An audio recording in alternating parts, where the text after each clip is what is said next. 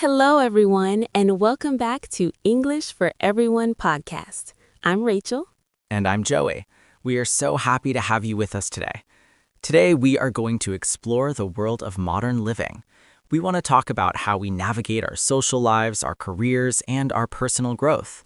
That's right, Joey. And today's topic is something we all do every single week, sometimes every day.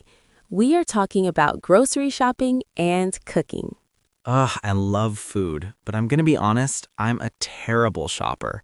I always go to the store for milk and come home with 5 bags of snacks and no milk. You're a victim of marketing, Joey. They put the snacks right at the front to tempt you. They really do.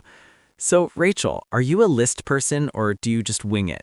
I'm definitely a list person. If I don't write it down on my phone, I forget the most important things. Winging it is too dangerous for my budget. Winging it, that's a great phrase. It means doing something without a plan. Listeners, are you list people or do you wing it? Tell us in the comments. Let's start with the basics. When you walk into a store, you need something to carry your food. You have two choices, a basket or a cart. I always think I only need a basket, but then my arm gets heavy because I keep adding things. I should always get a cart. The cart is the big one with wheels. Some people call it a trolley, especially in British English. Okay, so I have my cart. Now I'm walking through the aisles. Aisles. That's a tricky word to spell. Aisles. The S is silent. It means the long rows between the shelves. Right, and usually the first place I go is the produce section. Produce. That's where you find all the fresh fruits and vegetables. Joey, what's your favorite fruit? I'm a big fan of Honeycrisp apples, but they can be pricey. Pricey means expensive. Sometimes, if things are too pricey, I look for a discount or a sale. Or you can buy in bulk. That's when you buy a large amount of something to save money, like a 10-pound bag of rice. Exactly. Now, once you have your produce, you might head to the dairy aisle. That's for milk, cheese, and yogurt. I always check the expiration date. I hate it when I get home and the milk smells sour. Ugh, sour milk is the worst. Expiration date is the date on the package that tells you when the food will go bad. What about meat? Where do I find that? You go to the butcher counter or the meat section. You might ask for a lean cut of beef or some ground turkey. And if I don't want to cook from scratch, I go to the frozen food section. From scratch means cooking with basic ingredients like flour and eggs instead of using a mix. I try to cook from scratch, but sometimes I'm too short on time. Me too. Frozen pizza is my best friend on a Tuesday night. No judgment here. Now, after you have everything, you go to the checkout. That's where you wait in line.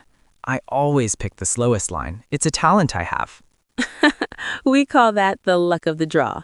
When you get to the front, the cashier will scan your items. And they always ask paper or plastic for the bags. Many people now bring their own reusable bags. It's better for the environment. Then you pay. You can pay with cash, a debit card, or a credit card. And don't forget your receipt. You might need it if you have to return something. Okay, so we've finished shopping. Now we are home. It's time to cook. Rachel, what's on the menu? Let's make a simple stir fry. First, we need to preheat the pan. Preheat means to heat up a pan or the oven before you start cooking. Then we chop the vegetables. Chop means to cut into small pieces. You can also dice, which means cutting into very small squares, or slice, which means cutting into thin strips. I'm good at chopping, but I'm bad at seasoning. I always put too much salt. Seasoning is adding salt, pepper, or spices to make the food taste better. You should always taste as you go. That's a pro tip. Taste as you go means trying a little bit of the food while you are cooking it to see if it needs more flavor. Exactly. Then we sauté the veggies. That means frying them quickly in a little bit of oil. Saute. It sounds fancy because it's French, but it's a very common English word in the kitchen. Once it's done, we serve it. And the best part, we eat. But then comes the worst part, the dishes. I'll cook if you do the dishes, Joey. Deal? Deal. Let's review some of the vocabulary we used today for our listeners. Vocabulary review.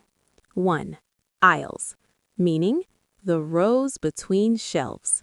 Example, you can find the cereal in aisle 5. 2. Produce, meaning fresh fruits and vegetables. Example, the produce at the local market is always very fresh. 3. Expiration date, meaning the date on the package that tells you when the food will go bad. Example, always check the expiration date on the yogurt before buying it. 4. From scratch, meaning to make something using basic ingredients rather than pre-made mixes.